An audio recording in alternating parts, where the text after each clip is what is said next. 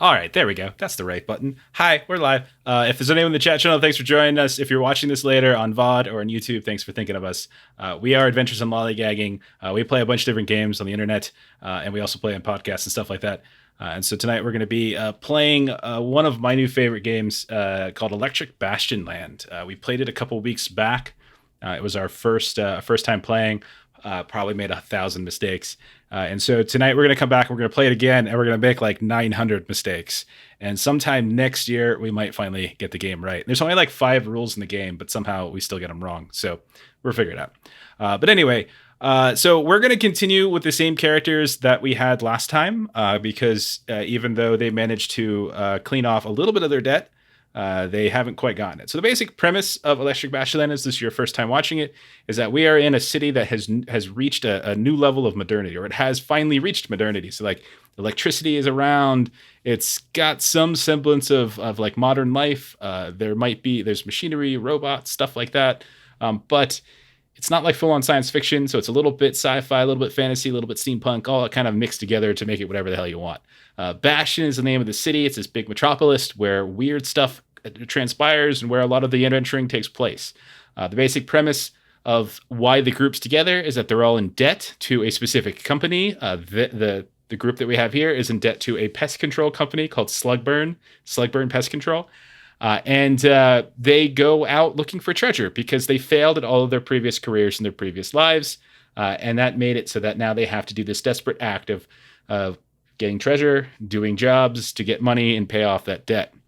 So our last episode, you don't really need to know anything what happened in it really to follow along here, but a quick summary is that they were sent, or they had a contact that told them that there was a recently deceased artist and that they wanted to get in there and steal some art before news of that artist broke, so that they could then sell that art and use their death to kind of skyrocket the prices. That went okay, kind of, except there was a bunch of weird stuff going on in there. There was like some sort of special oddity that allowed like these statues to come to life and attack them. And then at the very end, they made like this little mini elephant, like not elephant size, like crab monstrosity started attacking and knocked a couple buildings down, but they got out okay.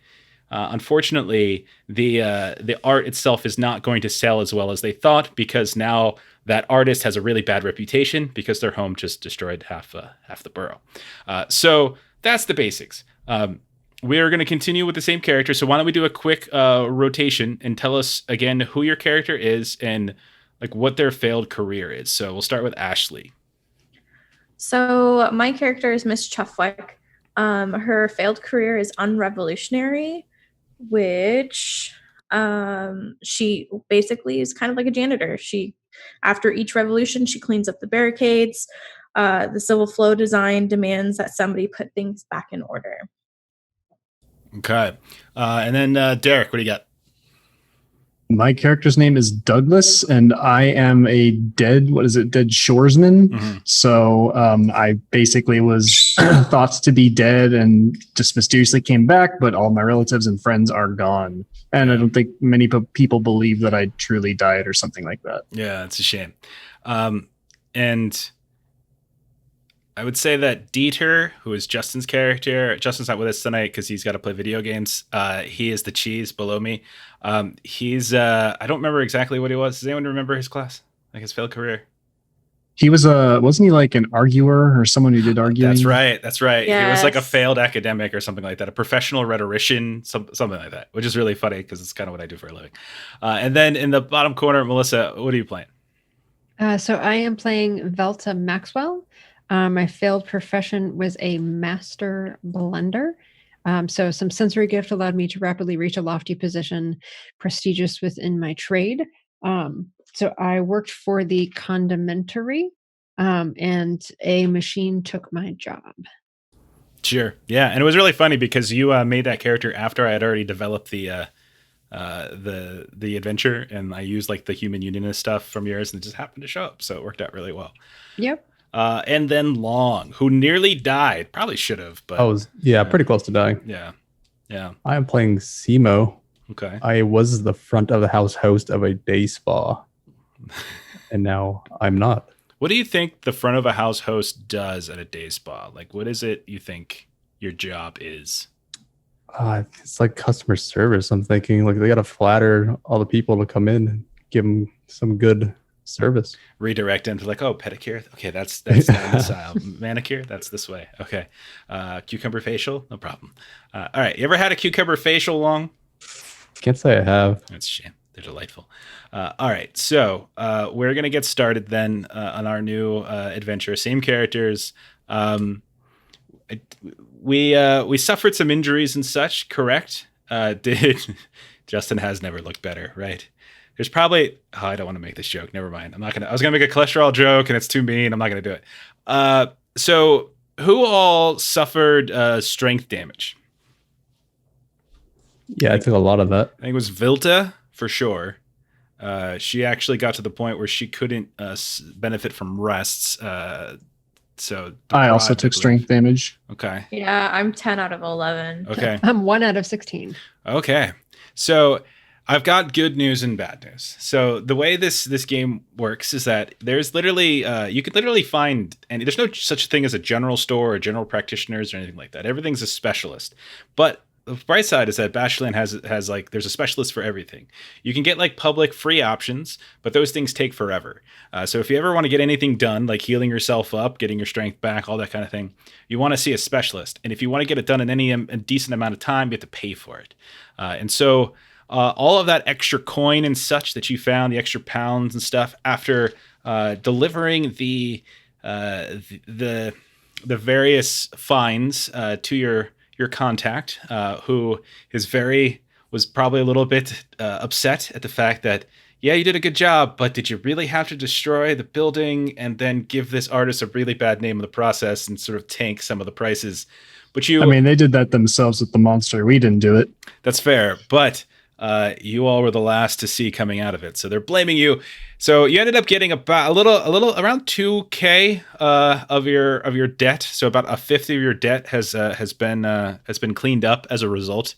But then you all made a beeline then for a place called Chemicolors, and that's where we're going to start the adventure. As you are in the lobby, as one by one, you have all been going in to see a practicing chemist, not a full chemist, but a practicing chemist, to start drinking and injecting various tonics and elixirs to try to recover some of the injuries, some of the strength that you had, etc. And Vilta would probably be the last person to come out, as she was the most deprived. And it's going to take literally all of the poundage that you had collected from within the various cushions and things. So all the extra cash is basically being blown to be able to catch up, because you know that the Slugbird and pest control enforcers are hot on your tail. You've tried to avoid them on the streets. You periodically see them in their hazmat suits, peeking out behind alleyways, tracking you along the way. And you know that if you don't hurry up and get that debt that paid, that these pest control enforcers, they probably know a thing or two about how to get rid of bodies. They probably have access to bugs. Those bugs can break down a human or whatever the hell you all are bodies in fairly quick time. So we're going to start in the Chemicolor place, where Dieter has managed to get you all a new job. But it also means that he has to go do something else. Don't worry about it. And so he has while you all were healing, and while you all were at this doctor's joint, and those of you waiting out in the lobby, you realize the lobby looks a lot like a wine tasting room. So if any of you have ever been to a vineyard, it basically looks like that, because in addition to actually healing people, there's also this wonderful array of different liquors and other booze, all of it colored in different flamboyant rainbow-like colors. And so people are sipping their drinks, waiting to come out. But Dieter tells you all that he has a new job that you all can kind of work on as he gets a line on an even bigger gig. So for now, you're going to do the small one, and hopefully next time you'll have an even bigger gig to get rid of some of that debt. So he has heard, and you all have probably been talking about this as you're waiting for Vilta to get out, about a small mom and pop organization, a small cheesemonger in charcuterie known as the Cheese Mama. It is going out of business. It has, for a very long time within the Painted Tongues borough of Bastionland, it has served a wonderful niche for artisanal meats and cheeses, and has found that niche to selling its product to the rich and powerful that are on the skywalk south of the Painted Tongues borough, who don't like to come down to the ground level. They live in their perches to the south. And so they manage to sell these really expensive meats and cheeses. But the problem is that recently, the Meat and Cheese Consortium has started up their own artisanal line, and that has certainly seen some damage done to the Cheese Mama's sales. The Meat and Cheese Consortium, obviously, as we all know, is the primary supplier of meats and cheeses to all of Bastion, but normally it's like highly processed stuff. So if you're watching this and you're from the US, it's like the difference between those like craft singles, that orangey American crappy cheese, and like, that's basically what you're getting. Whereas the Cheese Mama has been doing really nice, well-crafted blue cheeses and other types of things. And so the Meat and Cheese Consortium has recently started to experiment with new formulas of cheese and new cuts of meat. And it has started to move in to the point where this poor mom and pop organization just can't seem to cut it anymore. And so that's pretty good. That's a good one. Come on. Got it. It's good. Can't cut it. cut the cheese. Okay.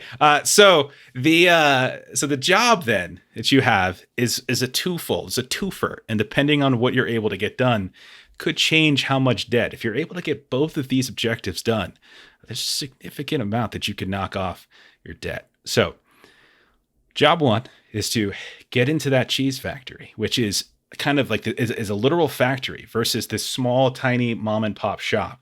They have a huge factory over on the western parts of the Painted Tongues borough, where all of the canals lead to the industrial section, and somehow try to disrupt the assembly line process, right? To make sure that they're unable, like throw a wrench in the machine, screw it up somehow. That's step one. But step two, because here's the thing, it's not just the fact that they're able to produce more.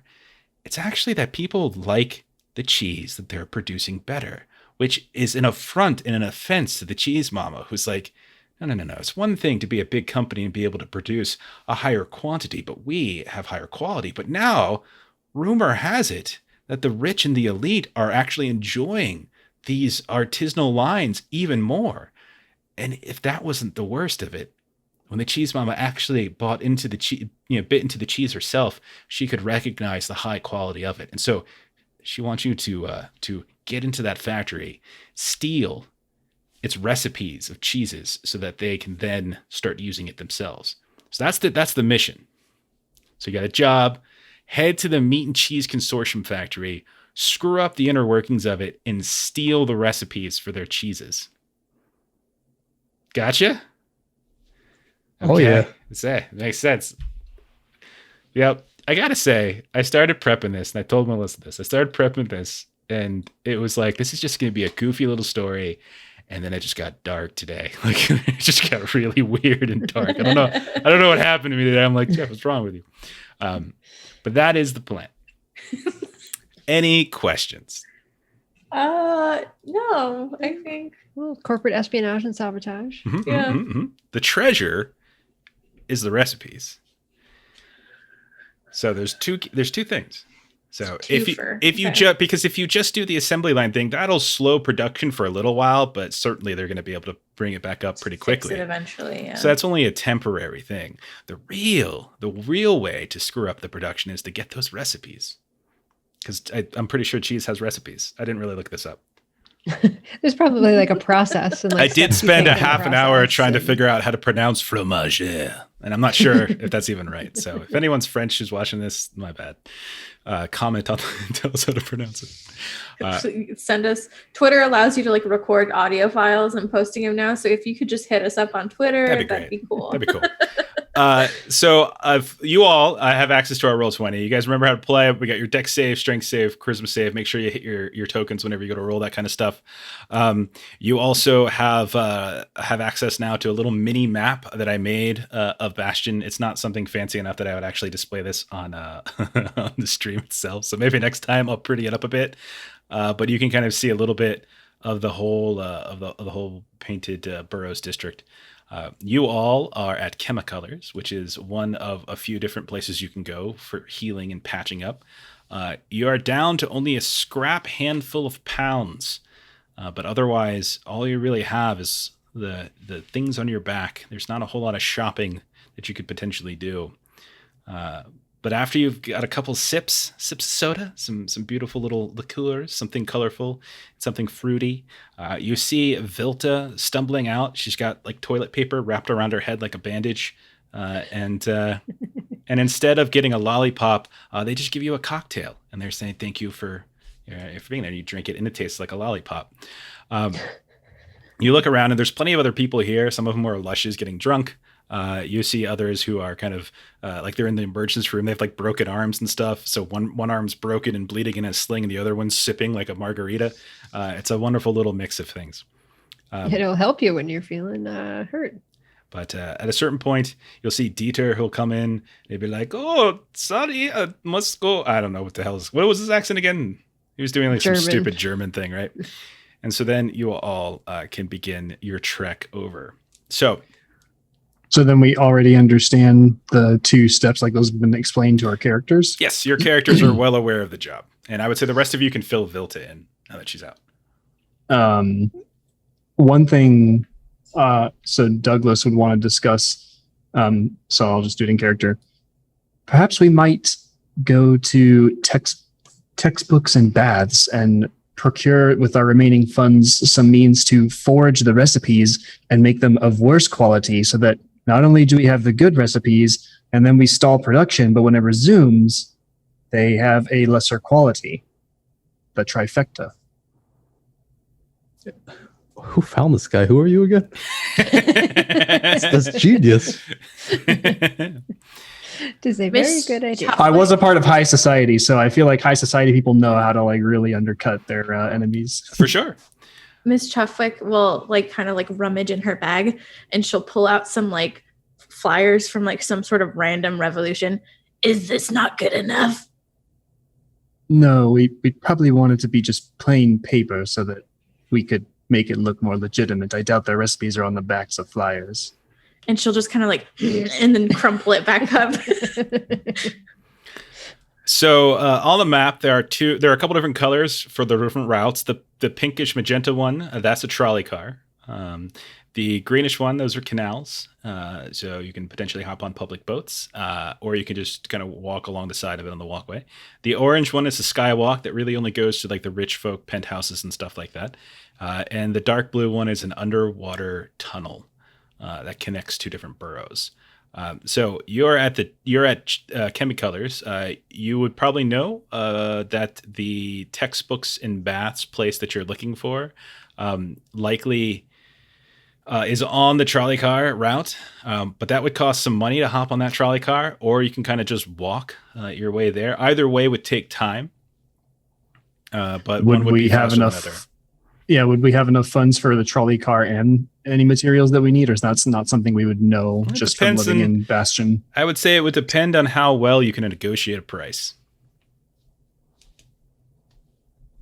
So, I mean, the price on getting on a trolley is non-negotiable. You hop on and you pay your toll. But the price to actually procure some professional-looking texts or paper that you might use to then create a fabrication, that would potentially be negotiable.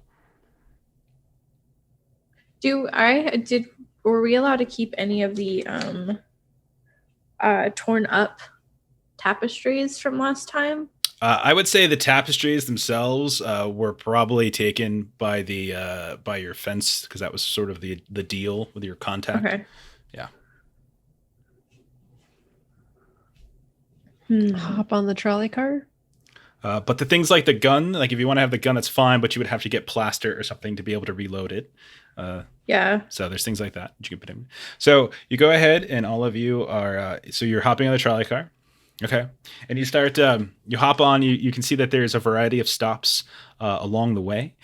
In the southeastern quarter is kind of, is fairly commercial, sort of the commercial district of this particular borough. You can see there's all sorts of closely compacted shops, not just from on the land, but you can see like different vertical shops. You can go up various walkways, lifts, elevators, and the like to get to second or third or fourth story shops here and there. There could be shops for all sorts of different needs. You can see there's a whole fashion area where these beautiful mockeries are modeling the work out in front. You can see these people with big bird faces, and you can see cushy little teddy bears like trying to do like the sign flipping to get people to come into the stores. You see others that are riding on these giant wheeled bikes alongside the trolley, looking over at you and shaking their head at your lack of concern for the environment, and various other things. So I'm gonna go ahead and roll for a little quick encounter. See what we got. So along the way, you pass by this one specific stop where you can see that there is this large, almost like a zoo. You can see there's a variety of glass containers that seem to contain a variety of different animals of all sorts of strange exoticism. Like you don't see any dogs or cats. The only cats you see are like these striped exotic tigers and jaguars, but you also see birds with all sorts of colorful plumage, snakes of albino types with these big beady red and pink eyes. And there is a bit of a hullabaloo as the trolley car is the route that the trolley car is connected to suddenly has to stop. You can hear the emergency brake as you all kind of get thrust forward and slam into the people in front of you. And when you look out, you can see that there's this huge contingent of people protesting. They have all sorts of signs up. These animal rights activists who are angry and upset. And you can see that above where all of the displays are of these beautifully exotic animals, there is a sign that says extinction events and party supplies. And so it seems to be some kind of shop that deals with like renting or selling exotic animals, but also party supplies and party favors. And so there's a variety of folks that are speaking into these little megaphones, and people are shouting back. It's all about freeing the animals, and it's up and things like that. You can see a handful of people are like banging against the glass, trying to break through some of the displays. And these just kind of bored security officers are nearby, just smoking on pipes, not really paying attention. But there's a significant amount of arguing that are happening. You have a couple options. You could try to just get out and walk. You could try to help clear the track. What was it you'd like to do? I'll jump out and see what they're hollering about, I guess. What's wrong with this company? So apparently this company is quite literally renting out these exotic creatures for rich people's parties. And you can see that there's some folks that are coming over, and they're getting almost like in a tiny little pink bakery box with a little ribbon on top of it. A snake is being folded inside of it, and they're carrying it out and walking down the street with it, like a butler or something who's walking back towards the skywalk. And anybody who comes in, suddenly there's stuff being thrown at them. There's all sorts of folks that are doing the classic like spray painting fur coats and things like that and throwing them on the ground and stopping them. Yeah, this seems to be about treatment of animals. I don't think this is a problem, but if you want to speak up about it, that's fine. But we should just go through. Okay. So Velta has an ore as her the item that she got for her failed career. Mm-hmm. So I think she's going to try to slip into kind of some of the crowds. Okay. And take some whacks at that glass with the ore. Okay. She's kind of for, kind of anti-machine, pro-living things. and animals fall under living things. Are you trying to do it stealthily so that no one really notices it's you taking shots? Yeah. Okay. Yeah, there's just like a bunch of people in there. Roll a dex save. Roll a dex save to Right. see if you can do this without looking. It's easy enough to hit the glass. It's another thing entirely to see if you can do it without anyone noticing. I forgot to select myself. Yeah, make sure you hit your token and then you just hit the save button. Worst case scenario, you can just roll a d20. Okay. Got it. So there's a whole crowd that's slamming against it, banging their fists, some of whom are like punching and kicking. No one seems to be getting through this protective glass, but all of a sudden everyone hears a shatter and people back away as this huge crack appears in one of the windows of the cages, and it begins to slowly move like it's ice on a lake that's starting to fracture out in different directions. And then the large like some sort of purplish lion on the other side, who up until this point had been sort of sleeping and not really paying attention, suddenly stands up, shakes, does a little bit of a morning stretch, and then just comes and start like banging its head and its paws against it until the glass completely shatters and the lion pops out onto the street. There's this massive roar. Some of the people around you are cheering in joy. Are praising this and praising that. Maybe one or two that were really, really close to you saw you and congratulating you. And as this is all happening, the lion, confused, just begins to start swiping and attacking people. So Probably should have asked first what was the animal on the other side of the glass. So clear the track so the trolley can go in. It's exactly what's happening. Everyone starts screaming as people are getting swiped with paws, or people are getting bit here and there. Their own version of the trolley problem. And so they're all running. They're all running away. Why don't Simo and Vilta, because I know that the two of you specifically said you stepped out, go ahead and roll like dex saves just to see if you can get away without taking any kind of damage here. Okay. Simo, you're quickly onto the trolley. No problem. Like closing the door behind you, not realizing that Vilta is behind you. And as Vilta goes to reach for the door, the lion thrusts on top and just kind of smacks her against the wall. So Vilta, go ahead and take 1 point of strength damage as you're able to quickly push that full door open and hop back on the trolley. The lion doesn't really seem like it wants to deal with the glass anymore, and so it leaps forward towards some other protester, those poor animal rights protesters, and is off in the distance. But the track is cleared up. A bottle of fish sauce. Sorry, that was an accidental roll. Miss Okay. Chuffwick is That's why you got attacked. ignoring this whole situation Mhm. because normally this is what she has to clean up, and she's like, "If I do not see it, not fail." Didn't happen. It didn't Okay. happen. So as you're continuing on the trolley, it makes this hard, very slow turn right around a place called Open Wide Orthodontics. You can see a lot of people who are starting to come out, and all of them are like they're like pulling their tongue a little bit further out than normal and inspecting it in these mirrors that are outside on the street. This looks to be some sort of shop that deals with like tattoo artwork and like orthodontry and stuff. So people have like braces on, these beautifully tattooed tongues. But while you're looking out and this really slow turn is happening, you catch out of the corner of your eyes these two individuals, big hulking individuals that are covered in like hazmat suits, these bright orange suits with these big helmets and masks and breathers, and they've got these canisters in the back, and they're both holding these big old guns. And they notice you as you slowly turn, and one of them does this. The little two eyes, they see you, and then the other one is like hitting their watch, and you would know just by looking at them that these are members of the Slugburn pest control that are threatening you. But because you're on the trolley and you make the turn, you're able to quickly move past without having to encounter them any further. Eventually, you get to your stop at Textbooks and Baths, and when you hop out and you head inside. You are gifted with a wonderful aroma of all sorts of scented soaps, some of which smell fantastic.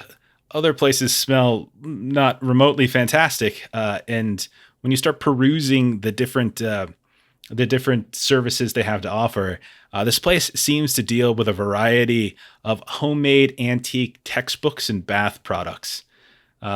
And you can see that there's like, as you start moving about the decor, You can see there's these random old chalkboards that seem to be hung up on the walls here and there, and like there's stacks of like desks in the corner where likely somebody at one point used this as a school. And you can see that they've repurposed some of those chalkboards for sales of various items. But as you look around for blank paper for something that would serve your purpose, you find some rolls that might work, and maybe some ink that you could potentially use to help print it out. Go ahead, Douglas. Roll a charisma save to see how well you can do to talk this person down. Does it have to be me? Because I have the worst stats in the entire group. You were the one who had the idea. Yeah, I'll spin a tale about like. If you want, you can encourage somebody else to do it. But it was your idea, so I feel like you should do it. The dice are just going to ruin it. I'll just spin the shopkeep a tale of like, yes, my dear grandmother is not long for this world, and too many of us are fighting over her famous recipes. The meals used to bring us together and give us comfort and peace. And so I'm just looking to get some paper and some ink to copy these recipes so that we don't have to fight in a time of grief. And you're speaking to a woman who's got like crazy wild hair, big old rings under her eyes. She's probably bathed recently, but if she's been using the product in here, like the smell that's coming off of it is not particularly great. But she looks at you, and I'm going to treat this as not a binary roll, but more like a how close were you? And you're pretty close. And so you'll be able to knock a little bit off the price. And so you can probably get it for about 80% of what it normally would cost. Okay. Do we know how much we have? I'm tracking it over here. Oh, okay. I got it on my end. Yeah, it was easier, so I just did it. Okay. Some like bath bombs if they have that in there. Bath bombs. So what specifically are you looking for? It's sort of like it flavors the bathtub, It like bubbles it up or something like that. I'm sorry, did you say it flavors it? He did. You often drink your bath. No. Whatever bath salts do, they like make it foamy or something. They make you go crazy and think you're a zombie is what bath salts do. Yeah. So you're looking for bath salts? Yeah. Okay. Yeah, you can probably. What's a bubble bath? Like at the end of the day, you want a bubble bath. Yes, you can find some old, like kind of rosemary scented, which is a weird scent. But you found a rosemary scented bottle that promises to make your baths even more bubbly and refreshing. You're going to be so hungry. You just lay there in a bath and be like, I really want some potatoes. Nice. So you have a bottle of bubble bath. You can just put that down for whatever the hell that you think that's going to do at some point. So put it in your inventory, just like put the scroll of paper in your inventory and some ink, and I'll carry over the 80% price. And there you go. So Okay. at this point, you've done a little shopping. You have to get out to the Meat and Cheese Consortium. It's like, we'll call it like mid, early afternoon. So your contact would probably tell you that the information that you got is the Meat and Cheese Consortium. It runs almost 24 hours a day, which is one of the complaints and frustrations with the Cheese Mama, is that there's just no way that this small little mom and pop shop can possibly keep up with this huge industrial production. Now, it's not fully 24 hours a day, but it's pretty close to it. It's bordered on either side. Like it's a whole industrial run on the west side of the Painted Tongues Borough. There's a couple other places nearby it. A lot of the industrial factories that are either still functioning or have been repurposed for other things, they're all right on the canal. And so that relatively close to where you actually guys are, in fact, that there is the possibility of you of finding some kind of commercial, like a water taxi, basically. It's possible. You can potentially do that if you wanted to, or you can just walk there. It's up to you. Wait, we need a water taxi because you don't need one. Canal? No. Oh. You can that's just one of the ways you can get there. So just like when we play Mansions of Madness, there's timers on things. So Yeah. if you choose, you know what I mean? Like that's how I always do timers on things. So depending on how long it takes you to get to certain places, the situation might have changed. So I see. So it's up to you. Not necessarily gotten better or worse, just has changed. That's all. probably got worse. So if we were to walk there, about what time would we arrive? You could probably get there from where you're at right now in maybe an hour and a half or so. And if you took a taxi, it would probably get you there in maybe, 30 minutes between waiting to get on the taxi and then going and making additional stops. You could probably get there in a third of the time. I don't know if this makes sense, but I think that if we were to walk, it would kill some of the time, because I imagine we're going to want to go into this factory when it's either quiet or deserted, whenever time that is, which probably would be like moonlight or graveyard shift. Yeah, that's what I was thinking, like during a shift change or something. Okay. So you begin to walk along the canal, which is the easiest kind of path to take. And the canals themselves, you notice, are filled with all sorts of different boats, some of whom are sitting there fishing. Others you see are throwing harpoons into the water, chasing after these large shadowy figures that are occasionally sticking their heads up, like peeking up out of the surface. Hard to really tell exactly what they're going after. You see a variety of old folks with big old straw hats sitting on the sides, like on top of the canal walls, these cement canal walls, throwing in these makeshift sticks with like bamboo poles and strings to attach, and they're occasionally pulling up stuff from the canals, but it's not fish. It's like a boot, which they quickly dry off and stick on their bare feet. Others kind of pick up other things like pots and pans, and some pick up shirts and things, and they all seem to be just fishing for detritus. But as you continue to walk, you can hear the cacophonous and echoing sounds of laughter coming from this beautiful building that's got this stylish red and black signage that's out in front. It's called the Simple Clowns, and you could hear almost like it's on this constant repeat, like and then you realize as you get closer, it's not real laughter, but it's just this image of this mockery clown that's just going in the window. It looks to be, and you can see there's a handful of people that are standing outside, like talking. There's apparently going to be a show later. You can see there's a variety of comedians that are listed. Looks to be some kind of club. Is there any sort of gift shop? Sure, yeah. There's a gift shop nearly on the inside. Yep. Mm-hmm. I'm looking for a little cheap wind-up, one of these little clown things that maybe we could kind of throw away as a distraction. Yeah, you can go inside and you can find some of their branded material. They have a variety of things. They have all sorts of different joke books. You can see that the like there's signage that has like their motto, which is like because this place is called like Simple Clowns. It's like it's where so it's like the saying is, their motto is like, the clowns might be simple, but the jokes are complex. And so there's these giant tomes, like these leather bound tomes filled with really complicated comedy. And like when you open up the tome, you can see there's only like 5 jokes in it, but each joke is like 60 pages long to really kind of go through the intricacies of it. We don't have time for it on stream, but I have them written out. I did prep this. But you do in fact find a small little miniature clown that when you pull on a string, you hear, yeah, but it's a little bit higher pitched. Yeah. Yes, I would like to get one of those. Is it the same kind of charm thing to try to like manage the sure, you can roll a charisma save. See if you want. All right. Yeah. Okay. So you can tell that this place doesn't really seem to have a lot of business going on, especially during the day.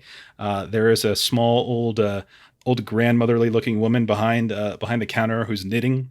And when she sees you come up, and she's sort of surprised that you're buying something, as she goes over to the register and she goes, it just sort of gets all the dust off, and is so excited that she goes ahead and she gives it to you at 50% off.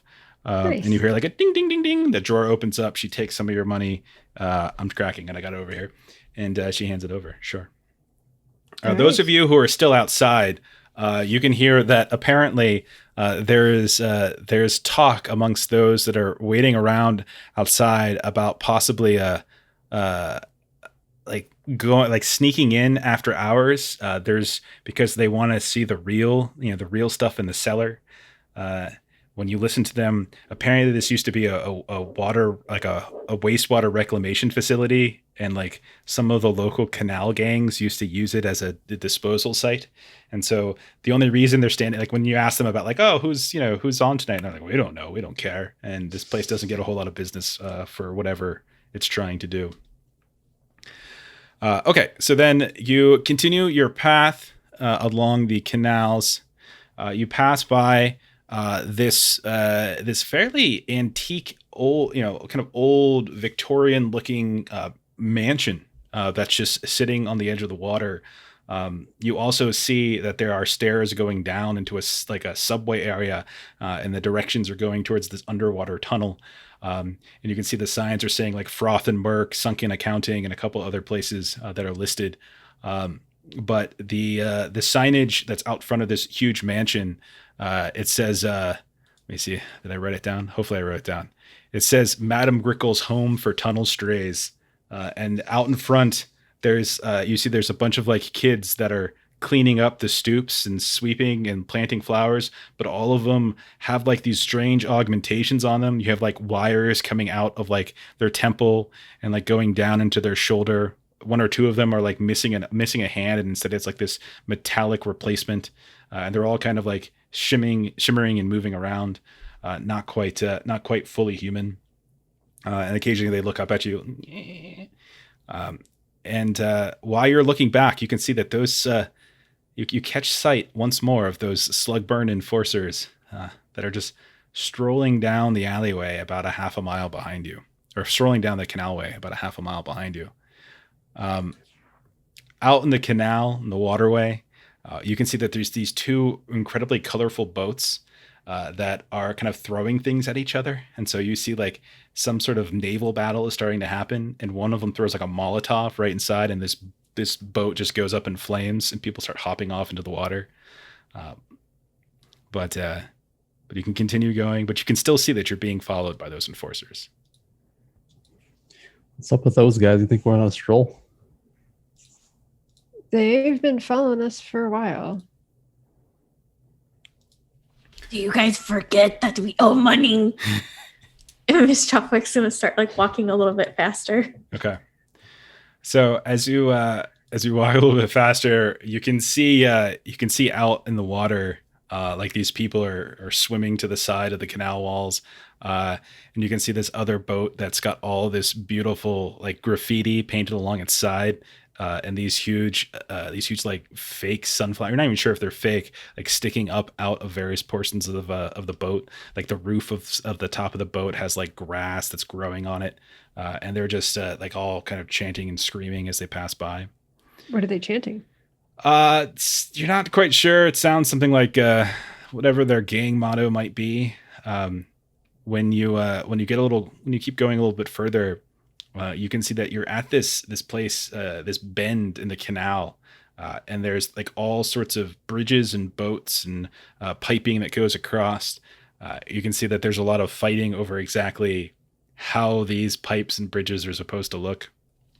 But when you get close to one of these bridges, you can see hurrying over towards you these short, stocky figures, all of whom, male and female, are wearing these kind of beautiful button-down, like white shirts. They got suits on. You can see that they definitely have like a loosened tie, and they all start running at you and like pushing past each other, trying to get you to sign various petitions for beautification projects. Like, sign for repainting of the bridge, yeah? Right. And then the other one pushes back. No. Sign our petition to repaint the bridge. And they're just fighting over each other. But they will not let you pass. Once you sign one, you can see that you're going to sign that one, are you? And there's some getting up in your face and start pushing you around. Oh, you think you know what's best for this place? You don't live here. And they just start continuing to push you. And you're going to see that they're going to swing their clipboard at you. Go ahead and roll a dex save. Well, that's not how this works. Yeah, it is. I succeeded. And you manage to duck out of the way, and like they go stumbling to the ground, and they get up and they're like, "Oh no, knocking me to the ground, are you? And then you can see a couple of their friends start rushing over, and all of these figures are starting to surround you.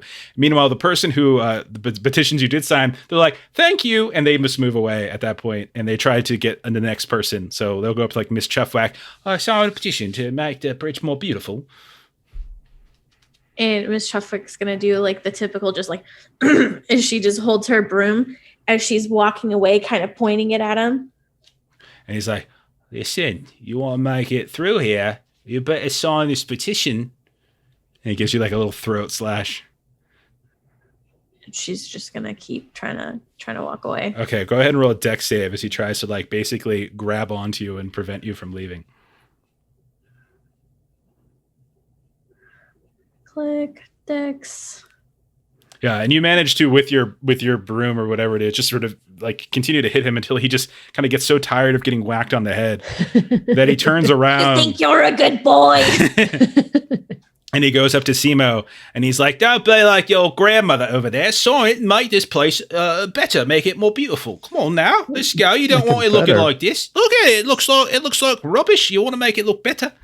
And so he's like basically like jamming this clipboard into your face. I don't sign petitions without good reason. What is it doing? I just told you want to take this shithole and make it not look like a shithole no more. Now sign it now. And he slams it like right into your chest. All right, buddy. One thing I'm signing is your face with my fist. Okay, so you're gonna take a swing at him? Okay. All right. Go ahead and roll. Go ahead and roll your damage. So all you gotta do is roll damage. You just said because you automatically hit. So you hit your damage. What is damage again? It's whatever weapon you got that you're using. Roll the weapon. D4 if it's D4 if it's just empty-handed. It's just hand, yeah. Yeah. So then just roll D4. Okay. Good old one. Just So a you little just tap. do a little smack right across their face, like, oh, I'll say how it is. And you see them, whoosh, and they pull out this hidden knife that they had. Okay, you don't want a beautiful town to live in, do you? Well, then fine, I guess you don't need to live at all. And they just start kind of like going at you. So go ahead and you can take, go ahead and roll a dex save as they come swinging at you with this knife. Okay. Oh. Go ahead and take 6 points of damage as they get you really good, like right in the ribs. Like, you don't want a beautiful bastion? You don't get no beautiful bastion. Douglas, what are you doing? I guess I would withdraw my pistol upon seeing Simo get stabbed. Okay. And just kind of like trace this person's face because he's probably so focused on stabbing. Just like trace his cheek with the barrel and just be like, let's not do anything too hasty now. Okay. So you're not actually going to attack. You're just going to kind of put it up there. Okay. Yeah. If I can get them all to back off and let us pass through without violence, I'm going to try for that. All right. So as you put the gun up, kind of right to the back, like, let's not be too hasty. And you can see they're like, okay, come on. Now we're just trying to make the civic life a bit better. There's no reason to be pulling guns. What kind of message does that send to the top? The same kind of message that's stabbing somebody in their side because they have a busy schedule and you're interrupting it with nonsense. It's just a bit of a love tap. It's all it is. Just it's fun. And he picks up. Oh, you'll be fine. Just rub some dirt on it. And he picks up the clipboard. Okay. Backing away. And then just like a little whistle, like, and everyone else kind of starts backing up and they see what's happening. Are they still following us, the guys from the slug? When you look back, you don't see them currently. The slug bring past control, you don't see them anymore. But with the gun being exposed, everyone just slowly starts backing away at this point. But as you do, you can see that they're like there's two groups of them, and they're like pushing and shoving off each other and stuff like that. It's your fault this happened. Now it's your fault this happened. And then a few of them who didn't get any petitions are looking at you all, and they're like, "We know you didn't sign no more petitions. We're gonna remember that. We're gonna remember your face." And they just start slinking back across the bridge towards the other side of the canal. But you are now free to continue on. Okay.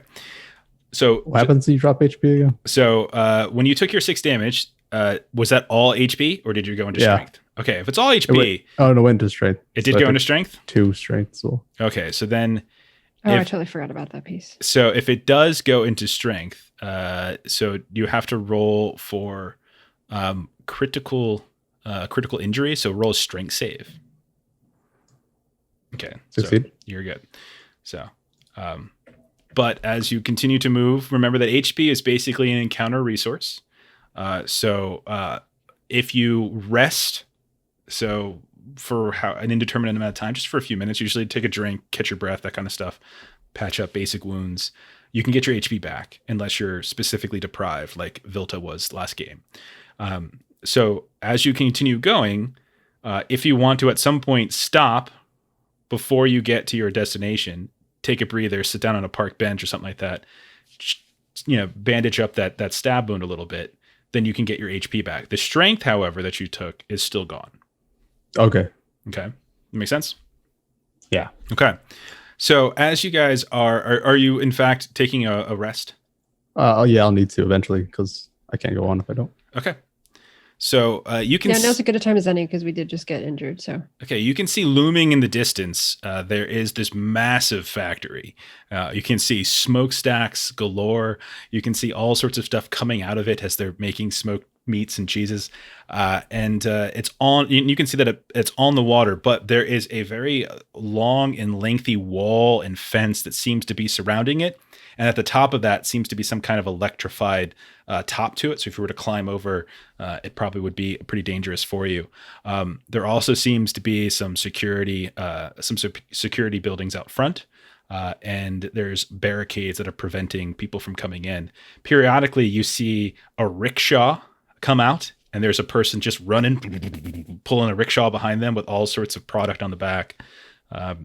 And the only people you ever see going back in are people with empty rickshaws, likely doing deliveries of some kind.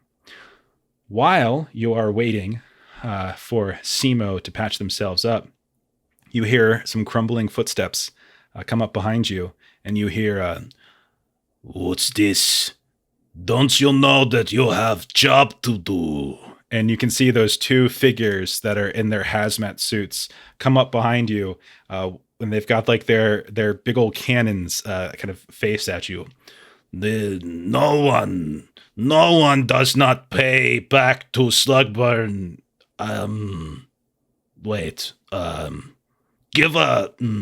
What was I saying? Seems very confused, but then gives up and just puts the muzzle like right up into Simo's face. Give us what you have. Didn't we already give them the 2,000 or no? You have 2,000 to give. Oh. No, that's me asking. we gave that in between, right? We already paid that. Yeah, but you still have like 8,000 more to go. Yeah. Our supervisor want us to make sure you're doing everything at the proper expediency. We are going right where we need to go. Taking a quick breath. I just got stabbed. No, Dieter gave us a job that we're currently trying to fulfill for you guys. Doesn't look like it. Looks like you're taking shit on park bench. It's quite a bloody one. We're just oh god, so gross. and Miss Chuffwick is just gonna look at Douglas like, and then just she's waiting for you to help her. Oh, because she's not super rad with words. She pushes a broom. Yeah, I'll look at the guards and say, now, remember how disappointing our payment was when we rushed a job. We're currently casing the establishment that we're trying to get more money from so that, we don't have any shortage to give to you guys this time. So your patience is appreciated. What is this case? I don't see any cases. Forgive me. We are currently watching the building to see where to go in. Okay. Okay, we wait then to kill you. But Mr. Slugburn says we must send message. So, who would like broken arm? Dietmar. He's not here. He's not with you guys. It's just the four of you. He's bringing us. He's dragging us down. He'll take the broken arm. Eeny, meeny, miny, mo. I can take it. Catch So a tiger by how big do a these toe. people look? Big, probably good 6'3", 6'4". Miss Chuffwick will be like, Pinky survives? I still need my arm. No, for need job." whole arm. Mr. Slugburn said, must be appendage. Finger A is finger is an appendage. appendage. No. I guess I could take it since I have a gun, and you only need one hand for a gun theoretically. Okay. I will break arm. Let's see. He's gonna do an eeny, meeny, miny, mo. 1, Ashley. 2, Derek. 3, Vilta. Okay. And then 2 and 4. He'll go up to Simo. This one already broken. Might as well break him more. And you see him reach out. You guys do anything, or are you just letting this happen? Vilta will try. Try to do what? Miss Chuffwick will just be like, no. I'm old. Brittle bones, easier. I think it's And still gonna she'll go for offer it. Simo. You It's too, think it's so? too. I think it's too late for that. Like you had the opportunity, and so I think you hear. So this thing's gonna go for an attack, and so why don't you roll a dex save, Simo? Or unless you're just gonna give it. Are you gonna take it? You're just gonna take the damage. I'll play into it and make it seem like you did break it. Okay. Roll a charisma save to see if you can fake getting a broken arm. You double jointed or something. Be like, oh Yeah, I'll just like snap a twig or something at the exact moment. So Like just the moment they touch his arm. Okay. Oh no. So he reaches out, grabs your arm, and you're like, and you're like, oh, immediately, oh, it hurts so bad. I haven't done anything yet. And then you hear just as he goes ahead and take that roll. I don't know if that rolled. You're gonna go ahead and take 4 points of strength damage as quick. Oh man, look at all this. Look at all this. Another 4. That drops me to 0.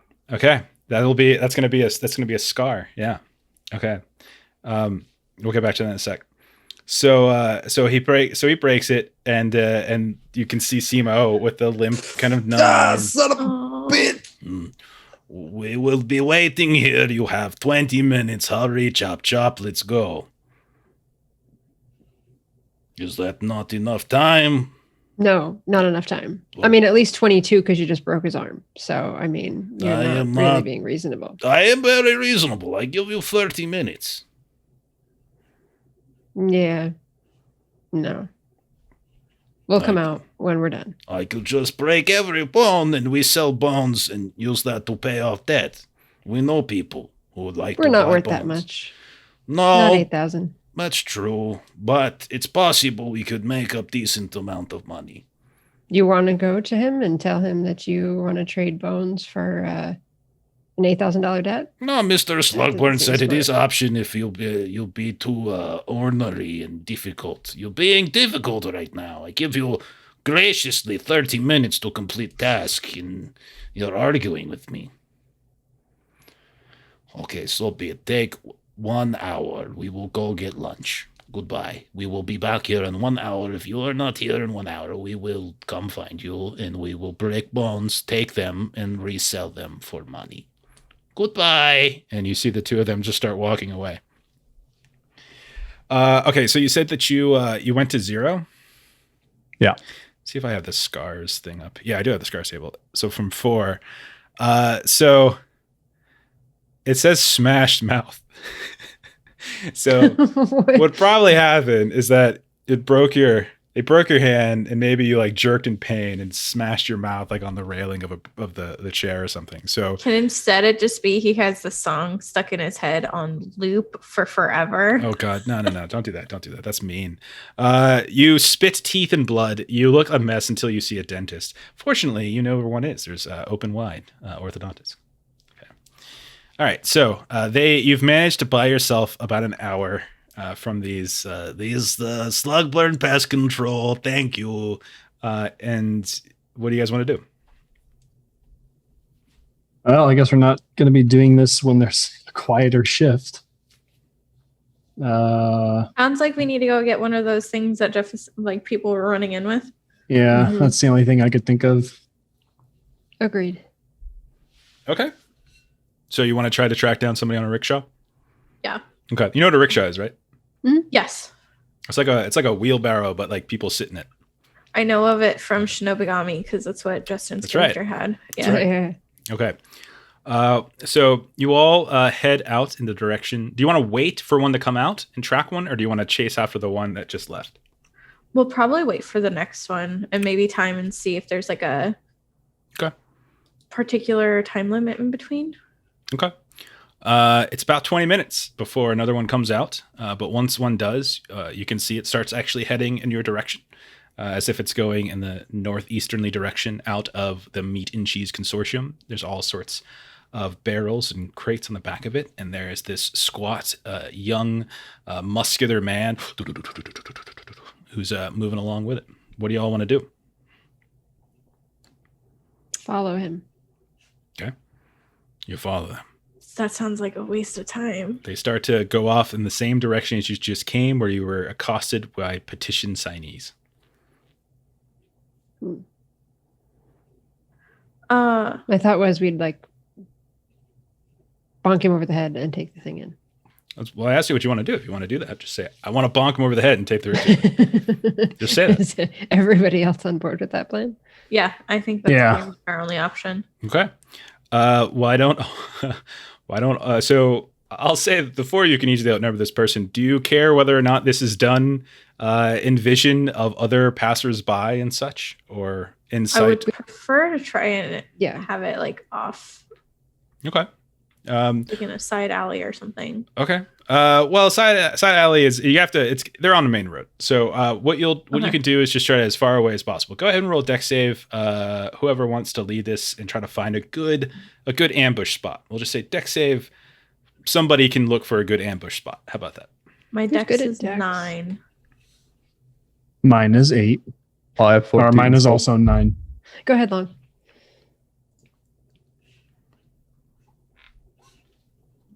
Oh. Okay. Failed.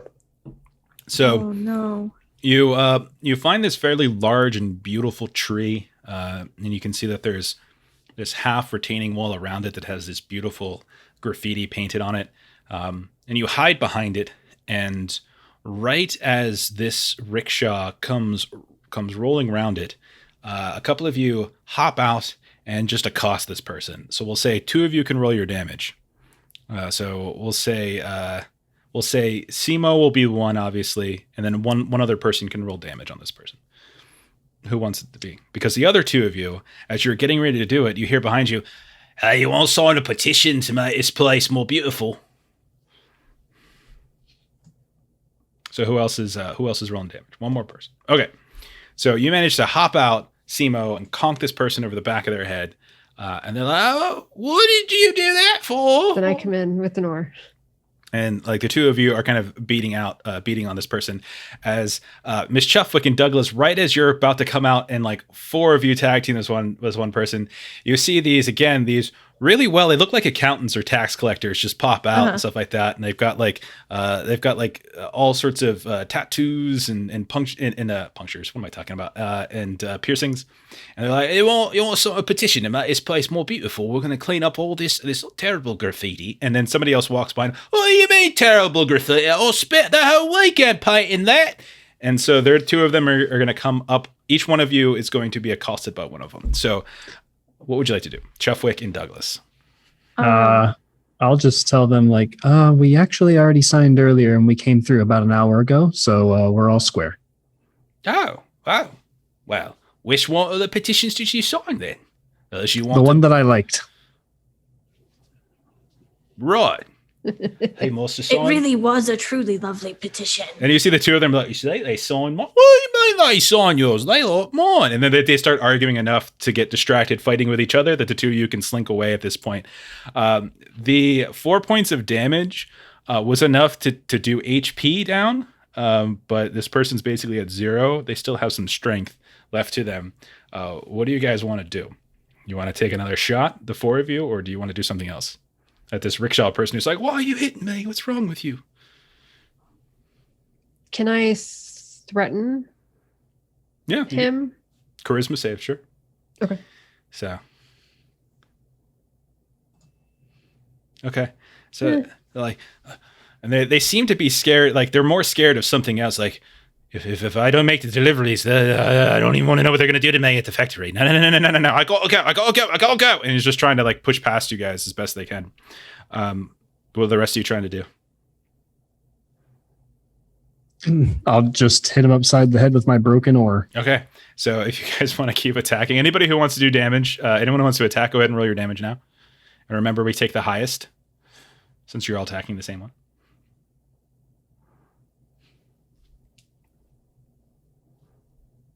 I'll give him proposition instead.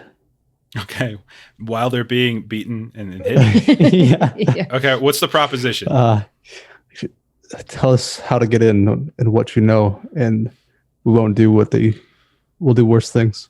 Well, you can't do worse things. This one just gave me a love tap. I actually do got to roll for a strength save here for critical damage.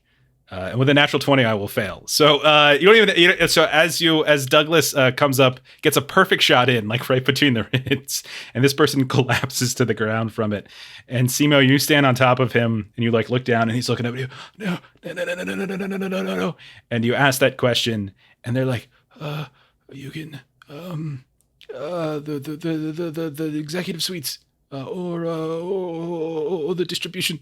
But don't take my rickshaw, please. No.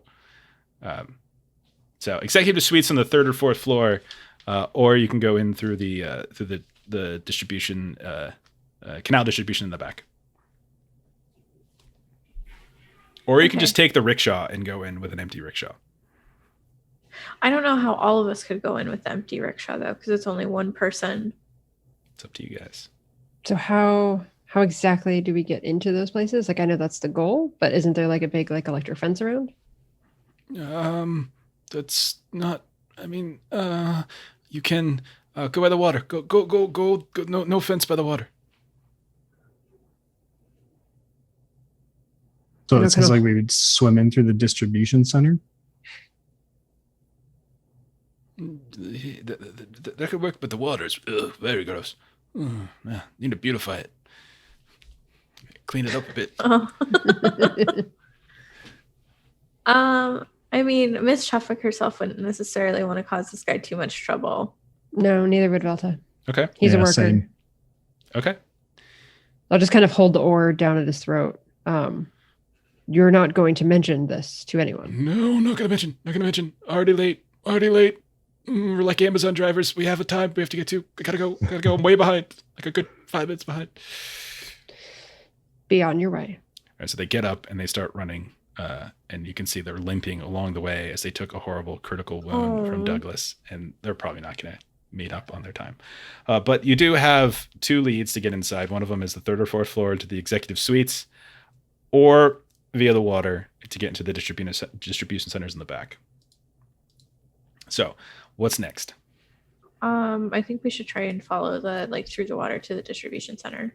Okay. So you know that you can get back. You can access the canal if you like. You can see that the Meat and Cheese Consortium doesn't have. There's not a lot that borders it to the northeast. You can know that they're right near that bend where all of the fleets of different colorful boats and the petition signers and stuff were. So you can kind of get to the water that way, but you do risk kind of drawing the attention of more of these really irritating folks who want you to sign petitions. Please these petitioners. No. Please no. So if you want to try to go that way to get into the water, you would have to roll a dex save, or you can look for other routes because you've only actually perused the north side of the Meat and Cheese Consortium. Let's go the other way. I would not want to run into those freaking petition people again. Yeah, I'm down with that. Okay. So you continue on the road a bit past the factory itself, and you can see that a second factory begins to emerge on a separate lot. This one, not as big, but you can see that it's pumping out smoke and stuff into the air, but it's colorful in a weird way. When you get a little bit closer, you can see that there's a lot of like naked bare bone rafters, like where the walls aren't there, and there's a bunch of people up there, like in sync, doing like all sorts of like steel work and such on those rafters. And you can see that there's a sign out front that says the Foundry, and there's a mess load of groups of people hanging around, some of whom have like photographs, like they're setting up like their various little their stand cameras and such. Then like you see people under, and they're like clicking as a handful of other folks walk past and get through some gate, and they're clicking. So I would say you would know that this is like a club in a way. This is a industrial music venue, like a recording studio for industrial music, and that it's a place where people record their music. It used to be an actual plant, but now it's like kind of been repurposed in a different way. But you can see there's tons of people out here. There's security as well, but it doesn't seem as tight as the security by the factory. You also notice that the two lots seem to share a utility shed that's right on the border, almost like a generator room of some kind between the two fences. So if you could perhaps get past or through the gate or over into the lot of the Foundry, you might be able to make your way into that shed and get past. So that's another option. Or you can just go around it and try to see if you can get down to the water. You do know that the further along you go on this road, eventually you do come across Slugburn pest control. So you got to be careful. Yeah, I just saw that on the map. I was like, ugh. Okay. So up to you guys.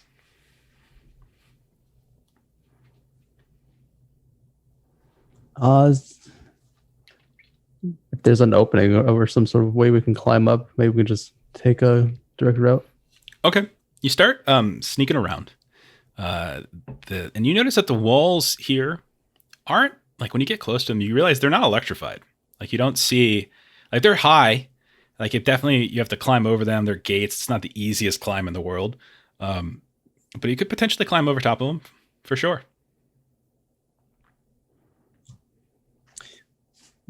Yes, this is electrified as my hand. So I'm going to climb. Remember when he gave me shit last night because I screwed up on an improv? Remember that? There you go. No.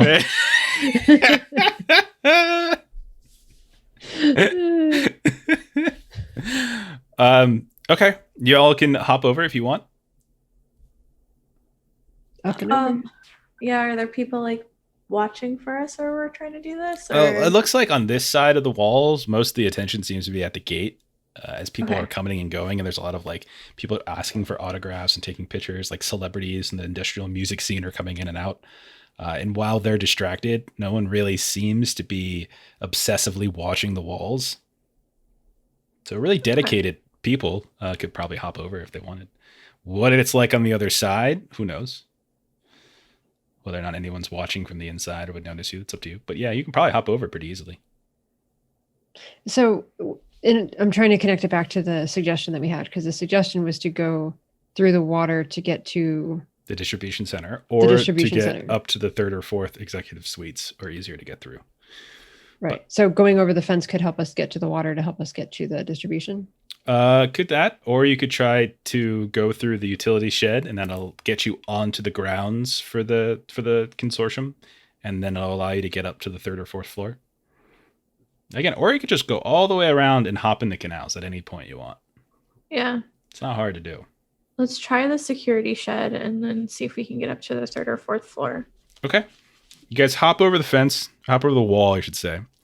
And you can see that there's a lot of like little recording setups. So there's like a variety of like bands and musical instruments and all sorts of terrible sounds. And you can hear directors shouting instructions at a variety of like extras who are dressed up like steel workers who are in unison clinking. They're not really steel workers, but they're muscular and they look sweaty and such. And then people yell cut and they're redoing it, and they're like going, and you can see there's small groups of audiences that are watching. And there's all sorts of these different like machinery equipment that seem to be trying to record the sounds properly. You can see where you need to get to, but there's a lot of little groups of people that could potentially see you along the way. Why don't you guys roll some dex saves? And as long as 2 of you succeed, we'll say that you can get over there without incident. Okay. 3. Oh, we Everybody all do. succeeded. Yeah, you guys get over there super easily without a problem. And in the process of doing so, you actually see this huge, like, perfect glistening sledgehammer along the way that is just laying there on the ground. You just kind of snatch it and pick it up as you go. So this is a big, heavy, bulky D10.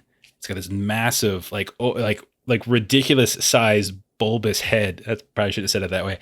At the end of the hammer, that's even bigger than you would expect a normal. It's like they're trying to make it even more interesting. So they're getting different sounds. But one of you can carry that. And remember, you don't want to carry too many bulky items. I think if you have 3 bulky items, your HP goes to 0. So if any of you are carrying more than 2, you definitely want to pass one along to somebody else. So it's just a bulky item, D10 damage, easy Who enough. wants a sledgehammer? I can't carry it. I only have a 1 functioning arm. That's very true. Probably either you or me. What do you have? I have a stirring oar. I have a crowbar. So I'll let you hold on to it for now. Okay. Okay. So you get into this little utility shed. It's like a maintenance shed. There's a couple different generators. There's like, you could think that it has something to do with controlling the gates out front of the foundry, but also likely controls some of the power for the electrified fence that goes around the Consortium's site. And you can see that there's ways in from both of these sides, and you're able to leave and get onto the grounds, bypass the electrical fence, and you are on the grounds now on the Meat and Cheese Consortium. When you hop out, you can see off to your right in the distance. You can see the gate. You can see people kind of coming and going. It looks like the empty rickshaws are going kind of around the backside, whereas you can see that there are others that are kind of coming forward. You can see that there are a variety of people that are kind of coming in or leaving for different shifts that are in coveralls. You can see that there's like a kind of a grayish, whitish coverall. There's a fairly large double door garage opening that they seem to be going into. If you head to the left, you can get over to the canals. And you also notice that there is a fire escape on the outside of the building that goes up towards the third and fourth floors. The second and third floors. There's actually only 3 floors that you can see. But you can tell that you'd have to kind of hop up, or someone has to get on each other's shoulders to reach up and kind of pull the first ladder down if you wanted to try to go up. Seems like an easy way in. Yeah, See I if we can vote get reach for it. the ladder. Okay. Save as much time as we can. Sure. So yeah, it's easy enough to get one person on top of someone else's shoulders. Easy enough, reach up, pull down the ladder, and all of you begin climbing up. And you can either go into you can look at, there are entrances to like 2 different second story windows, and then you can look up that there's 2 entrances into 2 different third story windows. So whichever one you want to go in. Can we what do we see in the second story windows? You see that there's curtains that have been drawn. You can't really see inside. What about the third? Same thing. Windows seem covered. When you listen, you don't hear anything. No talking, no sounds. It seems all very quiet on all 4 of the windows. Are they locked? When you've gone and moved it, hey, look, Justin made the exact same joke Melissa did. When you kind of go, you can feel, yes, they do feel locked. All 4 of them. Could I try to pick the lock? Or do I need, it's not tools that for kind of lock. It looks like it's like a window lock. Like on the just like inside, a there's a latch. latch. Yeah. Gotcha. I'm sure you can just crank it open, right? That crowbar of yours. Yeah, I could just try and pry open the window with my crowbar. just giving Justin an update.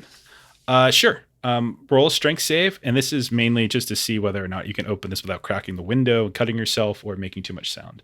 Yeah, you slide the crowbar on there, or the crowbar, and you just kind of put your elbow down on it. This is hilarious because I'm an ancient woman. Yeah, and it just pops open. Super easy. You slide it open. You listen. You don't hear anyone shouting or screaming or anything like that. And there's curtains drawn. What do you want to do? Can I just try and slyly move the curtains to see if I see anything before entering? Sure. You slowly peek inside. It's very dark. Doesn't appear to be any light in the room. Roll on in. Yeah, like there's only a little light that comes in from when you open. If you're only opening at a peak, like it's not like flooding the room filled with light. Okay, so then she'll slowly continue to pull it open to see what she sees. Okay. As you slowly pull it open, you see an empty office with doesn't appear to be anyone in there. It's decent size. There's a fairly ornate wooden desk with all sorts of gold or brass trimming along the side. You can see that there is a leather couch and two plush chairs that are sitting out in front of the desk, and then there's one high back chair behind the desk. There is behind that high back chair where the person who presumably his office this is would sit. You can see that there's shelves filled with books. On the left, you can see above the plush leather couch, there is a beautiful painting of a cow. And immediately to your left, you can see that there is a small little bar with booze and crystal decanters. Is there a nameplate on this desk? In fact, there is. Do I recognize the name? It seems to be for a vice president. So, Vice President Fiddlewack. Do I see any Or VP, really. Security cameras in the corners, or? I don't know if. I guess there could be security cameras in Bastionland. Why not? But no, you don't see any. Okay, so then Miss Chuffwick will enter the room and make sure that the door into the room is locked. You go up to it. It already was, but now it's even more locked. It's twice as locked. She did the deadbolt, you know? Sure. Yeah, follow them behind. Okay. So all of you Start pop perusing a bit. in. Okay. I would be looking for anything that looks like a badge or sort of a identifier of kind of belonging. Okay. Where are you looking for that? Either on like a desk area, or I'd be looking if there's any sort of, catch-all where you'd like throw your keys and your badge and that kind of thing together. The desk has a kind of a calendar protector thing that doesn't appear to have been used, and it isn't on the right month. You can see that there is a setup for a quill and ink. It doesn't seem to have been used recently. You start going through the drawer. Some of the drawers are locked. But as you open some of the drawers, they're empty. Okay. Is there a filing cabinet anywhere? No filing cabinets, just a couple drawers, and then the shelves with all sorts of books. Does anyone have anything that could pop open a little desk drawer lock? Yeah, sledgehammer. I have my crowbar. I was thinking something other than the sledgehammer. Miss Or. Chuffwick's gonna look behind the painting. Okay. You look behind the painting and you see a safe. Can I try? Is there any way we can try to get it open with? It looks to be. It's a spinny dial. Probably has a combination. Unless you knew the combination, or you had some kind of explosives, probably not. But unless you come up with something, I'm more than happy to entertain ideas. I have a sledgehammer. Can I get one of the glasses from that from the bar? Yeah. And just try and use it to listen, and Miss Chuffwick will spend time trying to listen for the click. Okay. All right. You listen really, really, really carefully. What are you again? What's your failed career? I'm unrevolutionary. Okay. At a certain point, you hear some clicks. Yeah. Yep. So then you have to like restart Yeah. and do it again. And you restart and do it again. And after probably a good 10 minutes or so, you're able to deduce the clicks, and it's got the you realize that the actual combination is 1, 2, 3. Turn the handle. Okay. You open the safe, and it is completely empty. Or like a false panel or bottom or anything. You start messing around with it. No, it just seems empty. I don't Sounds like this that is a all the vacant stuff is office. empty. Yeah, it sounds like it's like a VP's office that's vacant or out of area or something. I wanted to crank open those drawers that we were waiting on. Okay, so Like a knife. you bust the drawers open, the ones that are locked, and you pull them out, and you realize they are also empty. Of course, there's nothing here. Let's go find something that's actually here. That's, Sounds good. You're just full of wit I don't tonight. think you've ever said anything more intelligent. So there's the bar, there's the books, and then there's a door that leads out that is locked. There's books? Sure. Yeah, what can we observe from the bookshelf? Yeah. When you go over to the bookshelf and you reach to pull a book out, you can see a whole row of books suddenly falls forward as it's just this big cardboard panel that's just sort of a fake display as it falls forward. And you check the next shelf and it's the same thing. They're not real books. They're just like a fake painting of a row of books. So this is a vacant office with an empty safe and This sounds like a fake trap. books. They're all traps, Ashley. Yes, stop.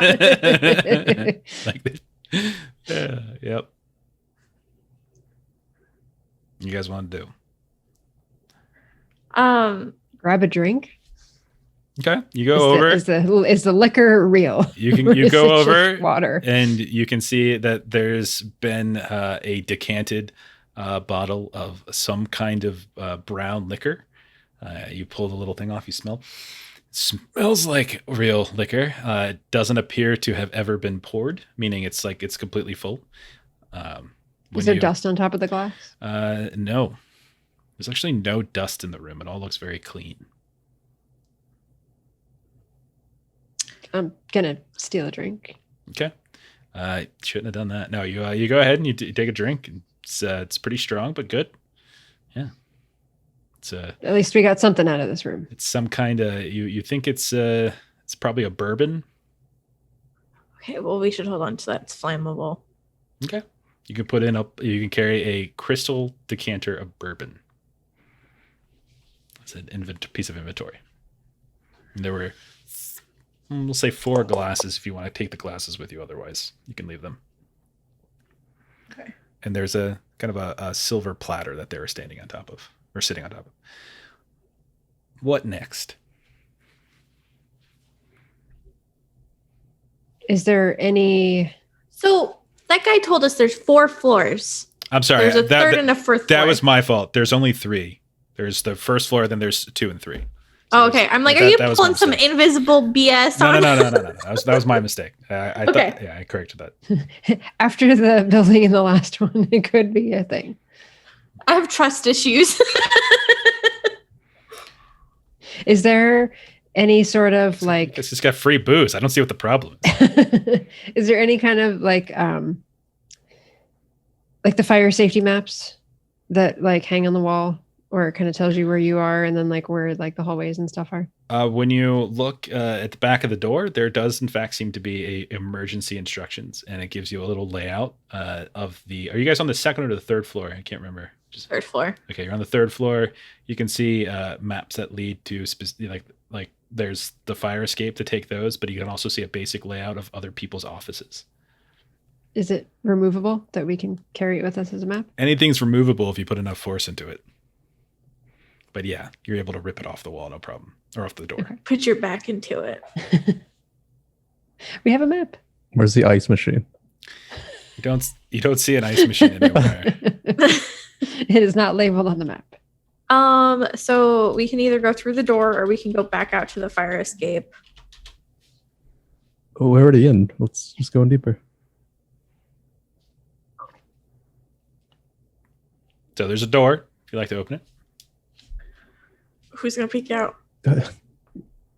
I can do it. Okay. Okay. You peek out into the hallway. Look to your left. You look to your right, and you see a beautiful wooden floors, polished. You see a handful of other doors that seem to be leading into offices. At the far left-hand side, you can see stairs that are going down, presumably, you would imagine, to the offices on level 2. But there's no there's no other offices upstairs. No, you see some up here. There's some when you look off to your right, you can see there's more offices. Gotcha. You look to your left and you can see down the hall, there's stairs going down. And there's beautiful floor. Yeah. But it's deserted? Okay. You don't see anyone in the hall. No, you don't see anyone in the What hall. time is it? It's probably like 3 o'clock by now. Yeah, I just motion everyone else so that like I could just give them a thumbs up like coast is clear. I'll even murmur that. And then I guess are there name plaques on the doors or on next to the door? Sure. On the one that you're on, it's the fiddle whack again. You can see there's three others. So there's 4 total offices up here, 2 on each side. So there's 2 that were on the exterior that the fire escapes went to, and then there's 2 on the interior. The 2 on the interior are Candy and Saxon, and then Fiddlewhack and Teague are on the exterior walls. But no like titles, just last names. All of them are VPs, executive VP. And I guess I'll go to the door handle of the closest door and see if it's locked. It is in fact locked. All right, so 4 rooms, they're all VP and they're all locked. And we didn't see any kind of key or anything in the room we broke into. You did not see any keys, no. Very peculiar. Did any of these happen to say like VP of cheese? No. No. Okay. They're all executive VP. Yeah. They are petitioning to save the clock tower, Justin. Yeah, it's true. What would you guys like to do? You hear the distant and muted sound of like machinery and like assembly line work, but none of it's particularly loud. What a job it would be to be the vice president of cheese. What would you all like to do? So let's just walk down the hallways. If we can't get these open, or if anyone knows lockpicking. So there's 3 other doors, 3 other offices in addition to the Fiddlewhack office. Listening to them, does it sound like anyone's inside You listen the closely. office? And other than the distant sound of assembly line work, you don't hear anything coming from inside.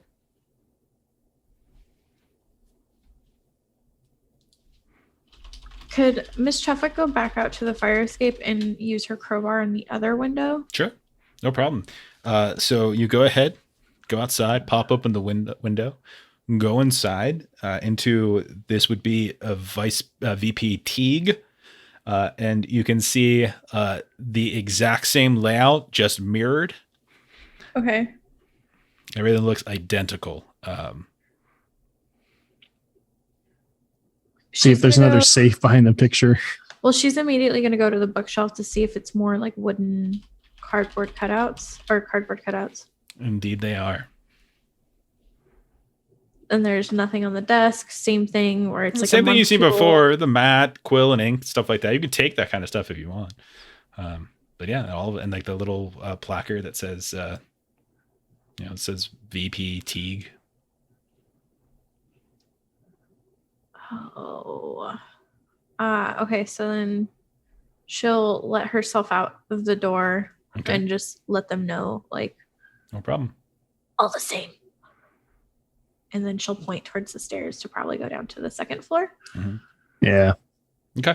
And you got those 2 other offices there that are on the inner wall, just so you know. They're not on they don't go to the exterior of the building. Can I try my crowbar on the door? Okay. Jam it in there.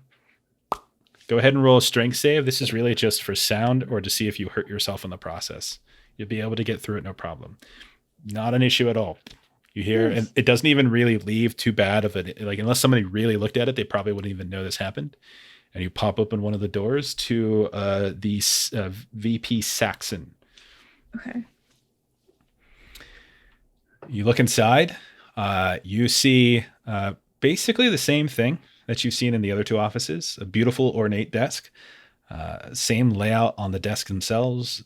Shelves on one side.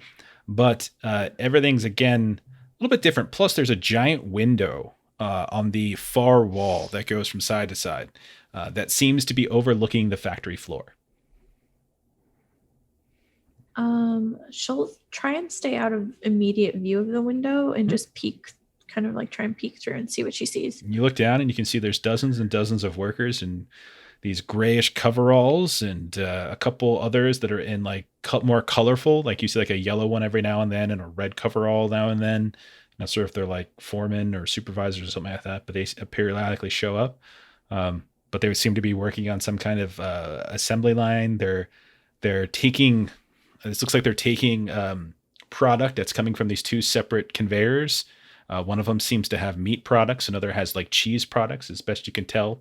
Can't really see anything more specific than that. And they seem to just be packaging them. And they get dropped off into an area, and then they get put into crates and packed up onto the backs of rickshaws. And you see people leave out to one side of them. So it's this whole little assembly line process with a couple dozen people. Off to the right, you can see the big garage door that leads out. And off to the left, you can see that there's probably a back room where more stuff is being wheeled over. You would think that maybe in addition to like rickshaw distribution, there might be canal distribution as well. Gotcha. Is the bookshelf, again, cardboard cutouts? Yep, everything's the same. Drawers are also empty then? Drawers are also empty. Start going through them. They're all empty. A couple of them are unlocked. A couple of them are locked. And none of them have anything in it. And these desks are in like pristine condition. Beautiful. There's no like name badge left behind. There's just the placards on the desks. Okay. But there's no like placard that you would hang around. No badges or anything like that you're looking for. No. What kind of a role would it be to, again, trying to stay out of eyesight, but, we kind of have a vision of the works of what's there, trying to see what might be the best way to screw it up.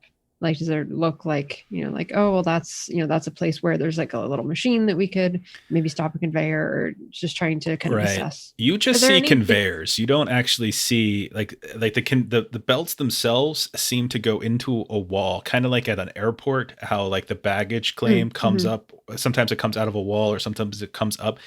You don't see any of the machinery that's making this function, but you do see the belts themselves, the conveyors like kick out into the main floor. So there's no vats here. No, you don't see anything like that. Okay. Maybe we should head down to the second floor then, or do you guys want to check out that last office? That's probably more of the same. I say second floor. Okay. I agree. Okay. You head down to the second floor. You look down it. Beautiful floors. You can see that there are 4 offices here. Each one of them has a name placard on the outside.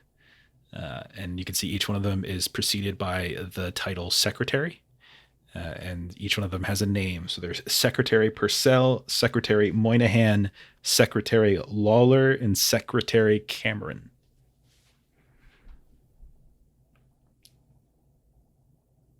There's also another flight of stairs that seems to go down to the main floor of the factory. I'll just try the closest door handle and see if it's locked. You go up to the door handle, and it is not locked. Do we hear anybody inside? Yeah, I was about to say, do I hear anything? You do not hear anything inside. You open the door up. This room is laid out a little bit differently. It's smaller. You can see that in addition, there's like a desk with all sorts of like stacks, it seems, of papers. You can also see there's a smaller table that's off to the side, on top of which is some kind of typewriter. And you can see that there are a variety of filing cabinets on one side of the wall. And that's it. Can I peruse? Go ahead. No, let's go ahead. I don't think we're going to do the same thing. Look through the papers. I wanted the filing cabinet if you wanted to hit the desk. Okay. Yeah, I'll look through the papers that are stacked. You go through the papers, and they are all papers that have the letterhead of the Meat and Cheese Consortium on top of it, including the address where you guys are at. But other than that, it's blank. So the top is just letterhead and then blank. You should take some. Yeah, I'll take like 5 pieces or something. Yeah, just take a small stack of papers with the Meat and Cheese letterhead on it. No problem. You head over to the filing cabinets. The filing cabinets appear to be locked. Key lock or? It's got that little, like something that would probably you twist and turn and unlock the drawers. She'll ask Douglas if he sees any keys on the desk. I'll start searching the desk to see if I find anything. You open the drawer and you look inside. You don't see any keys. No. Sorry, nothing here but just papers. Letter opener? There is in fact a letter opener. Oh, on top, there's like a little like mug that contains like some pens and things like that. So Velta will hand the letter opener over. Okay. Jimmy opened the filing cabinet. You pull it out. You can see there's all these hanging file folders. Each of them, when you open them up, is kind of filled with various pieces of paper, none of which seem to have anything on it. They all seem to be. Are they all like associate? Like, are the hanging files labeled or no? No, they have labels. They have like the little hanging file label, but it's blank. But when we start going through, it's just more of that empty paper with like the letterhead on it. And you go through each different file, and it's the same thing. Every single one is just empty, blank. While they're doing all this, I'll be waiting outside in the hallways. Maybe peek down lower. Okay, roll d6 for me.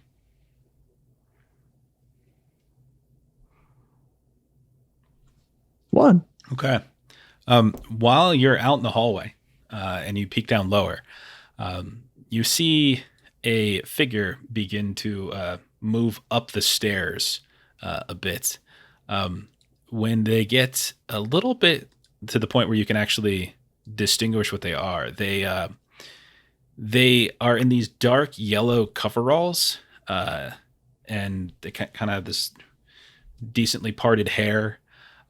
Big old tool belts around their belts, but like coveralls, like with only their hands, which are black gloved, and you can kind of look at them from above. You can't really get a look at their face. You can see they have a name tag and they have some kind of pack on their back, but they're slowly moving up the stairs, like. Dum, dum, I'll back up and move myself into the room and close it. Okay, go ahead and roll a dex save.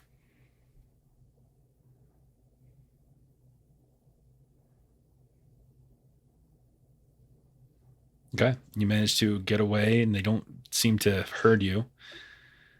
Someone was coming up the stairs, guys. Okay, so you guys hear some footsteps going down the hall, and one by one, you hear the doors start opening, and like a knock on the door, then the door opens.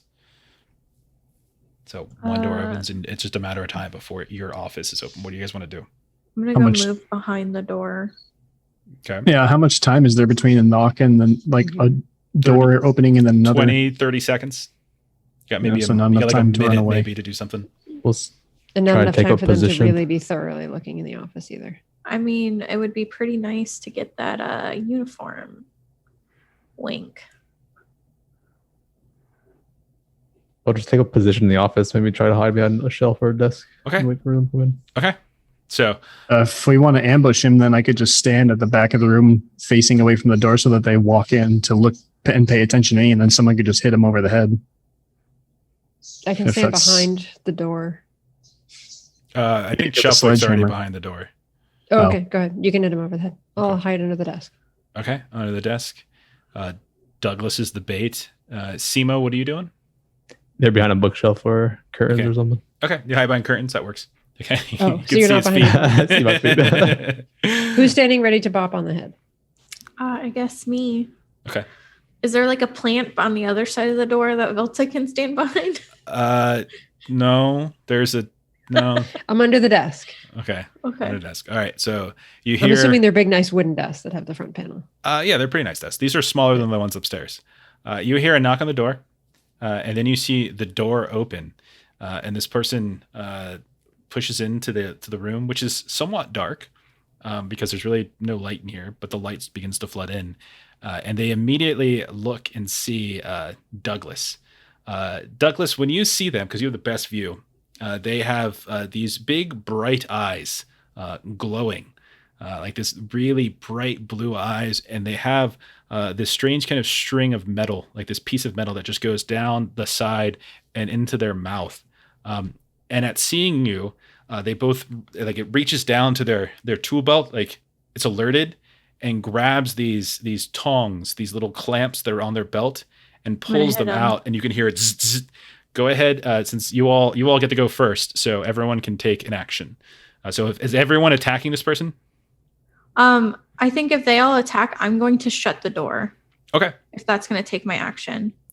Sure, we'll say that. Okay, so the three of you roll your damage, and then the other one, and then Miss Chuffwick will slam the door. Maybe you'll pull him inside and slam the door as well. Yeah. Okay, so the highest number is what will do damage here. Ooh, we got a D10 with that. There you go. Not 6. Okay, 6. That will kick this into strength. Oh, geez. So now I got to roll save. And they fail their save, and so you can see as they come in, each one of you takes a shot, and then it's Vita who comes in with the final kill. And you hear this sickening crunch as the sledgehammer just makes purchase right in the chest, and they just crumble to the ground. The door closing behind you, and this person seems to be struggling to breathe, as if maybe you crushed a lung or something. What would you like to do? I want to reach for that metal that's leading from his face to his mouth and pull that. It's literally in their skin. It's like a strip of metal in their skin. As you try to dig away at it, you realize it's kind of affixed to their head. You would really need to carve and cut into them. I don't know if I'm willing to do that, but ugh. You basically just murdered a dude. So, what would you like to do? So this is a person, actual human? When you look at them carefully, there's some oddities about them for sure. It's definitely peculiar. Like what? Other than the face, you guys haven't told me what you're doing. Tell me what you're doing. So he's not yet unconscious. You can see that He's they're hurt. like having trouble breathing. They're not shouting. They're not trying to run away. They definitely seem to have taken some kind of critical injury and are collapsed to the ground. You can do what you want with them. I'll remove the weapons and the tool belt so they can't reach for any other weapon. Okay, so you grab that tool belt, and as you do, you realize the tool belt seems to connect to this blocky black box on his back, and it's all kind of one big thing. And there's these two cords that are connected to these clamps that they were reaching for, and they were in his hands. And as they hit them together, you saw sparks like come off of them, and so you pull that away from them. As you do so, you can kind of feel a shudder of electricity, and then you notice that he's got these big rubber black gloves. You would probably want to have those on before you start messing around with this anymore. I'll ask him who he is, see if he can respond at all. Doesn't appear to be capable of speaking, but when you look at the name tag, you can see that this says Jerry. And it appears to be like there's a badge that's kind of clipped underneath it that identifies him as a process control technician.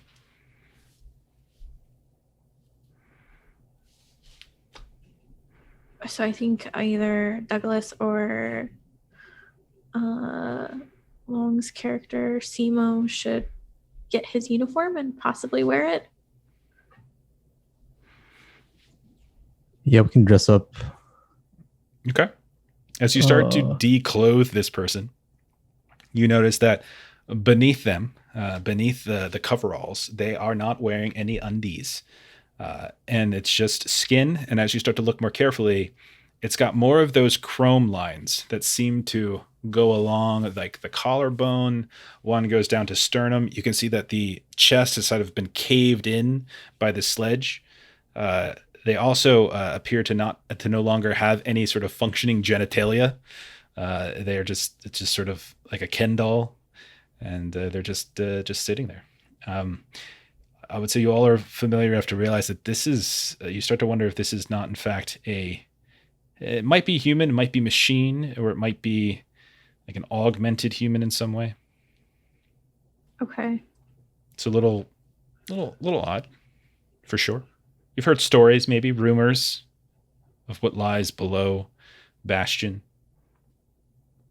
It's not uncommon for like the tunnel strays that you pass, the home for tunnel strays, where people have been taken, sort of messed around and experimented with and then released. So maybe this person was just released back and after being taken, and now they're working a job and you just killed them.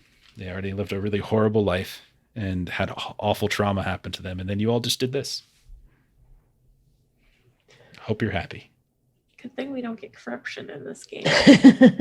Just in real life. What would you guys like to do? Are we finishing this guy off or just... Damn, knocking him out? Straight up murder. Did this office have a couch in it too, or no? No, not the secretary levels. Nope. He's had 5. I guess we could just sit him in the closest chair. Okay. Yeah, there's chairs. Can I do just sort of like a chokehold kind of things, just like kind of make him unconscious? Okay. And we are casually throwing chokehold around. But yeah, you can knock them out. Sure. You can knock them unconscious. Miss Chufwick wants to mess with the typewriter to see if perhaps like when it types on the paper, like how it reacts with the paper, like if it actually prints something or if it prints words and then they sort of like disappear after a while. You got to type and it doesn't really seem to show up. When you look at the typewriter more carefully, it looks like this typewriter doesn't have any ink in it. It doesn't have any like ink moistening the different No ribbon keys. in it? Yeah, there's no ribbon. It's a beautiful looking typewriter. It would probably fetch a decent amount of money. Yeah, I'll snatch it. Okay, it's kind of heavy, so be careful. 2 of these would probably be the equivalent of a bulky item, but you can grab 1 without much difficulty. Okay. Yeah, I'll be the new cherry Okay. and roam the halls. Okay. Well, so will that be a problem with his broken mouth or whatever? That was going to be my question. He does have a broken mouth. Yeah, his mouth is all split teeth and stuff like that, and he's spitting blood. And there's no helmet or anything. This is all just a coverall, and head is shown. Douglas, you have hands, so you can do this. Okay. Oh yeah, you probably need both hands. Okay. So you're gonna put this on? Is that what you're telling me? Yeah. Okay. Put on uniform, hop out into the hall. Where are you going? Well, this person already checked all the other rooms. Did he have any keys on him or anything? No, but you also heard him knocking on the door. Right. Okay. If all the other rooms have been checked and there were no responses, I guess I'll just go back downstairs and, well, actually, no. Do the second floor rooms also have a window overlooking the factory? 2 of them do, 2 of them don't. So I'll go into one of those rooms because it wouldn't look weird and just watch what the yellow people do to like help guide my behavior. Okay. So as you're sitting there observing it, there's not many people in yellow coveralls. They periodically, so if you're sitting there watching for like a good 15 minutes, you probably see like literally one comes out from a door that is on the same wall that the conveyors are leaving from, like that they're bringing content from. They just go off in there, and then you see them come around, kind of just do like a circuit, and then they go back into the door. Okay. And do any of the people in the gray coveralls look like afraid of them, fearful of them? Do they try to talk to them? Don't even pay attention to them. Okay. All right. I guess I will try to make my reappearance look as timely as like what I had observed. So if it's like in a regular cadence, I'll try to make sure I follow that cadence as best to my ability. Okay. So you go ahead and you go downstairs, right? Is that what you're saying? Yeah. And you're moving around and you're going for the door? Is there a door from the stairwell to the main factory floor? No, it just literally empties out right onto the floor. Before you do that, though, maybe Simo will give you his bath salts, and you can maybe pour that into a vat of something. Oh, yeah, that's true. I can definitely do that. If he's cool with that. Simo's like, no, I really wanted a bath It's for my later. bath later. What do you mean? That's okay. I still have the hell spice from the first session. I never used it. Oh, And this yeah, seems true, like huh? we could just make some real fire cheese. That I might also have improve the recipe. Fish oil, which could also screw up the consistency or something. Taste, I'm sure. Yeah, Yeah. I can take the fish oil and the hell spice. I wasn't sure if that's what you were planning to use the bath bomb for long. Yeah, I was gonna sabotage with bath, but it's for my bath now. Oh, okay. Okay. All right. So you take the bath salts, you go downstairs, you go to the door that the yellow clad coverall folks, such as yourselves, come in and out of. You go up to it. It's not locked. You open it up. You go inside, and you can see that that there is another assembly line set up here, where there's a whole bunch of folks that are dressed in these red coveralls that seem to be going behind them, where these lifts, these elevator lifts, are opened up with gates, and wheeling out of them are these big bins. And these bins one of them is usually filled with cheese and one of them is filled with meat. And you can see these folks in these red coveralls start to sort them out and place them on the track one of the two tracks, and they get sent down the various conveyors out to the main floor. Now, what's particularly peculiar to you is that these folks in these red coveralls have an extra mechanical arm coming up out of their back over their shoulder that's helping them with the sorting. You look around, this room is about half the size of the main floor that you just left. And there's only about 4 different of those red coverall workers actually working here. None of whom seem to really give you any sort of attention. They look at you, and there's like a little bit of a pause, and then they kind of go back to work without saying anything. There don't appear to be any stairs, but there is this lift. And when you look at that lift and they close those doors up, you can see that it starts going back down as if there's subfloors. And do any people get on these lifts, or is it literally just the vats? It doesn't appear to.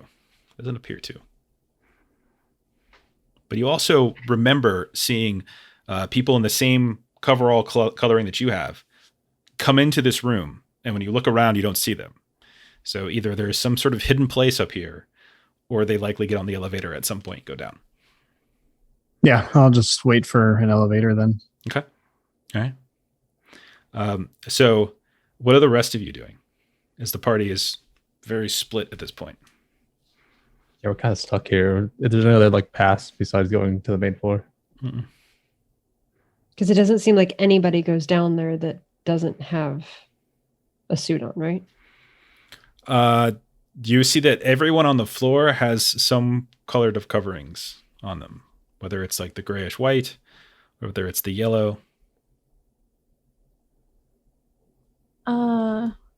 If we go down a floor, does it take us immediately out to that floor, or is there like an area where we could get uniforms? You empty right out onto the floor.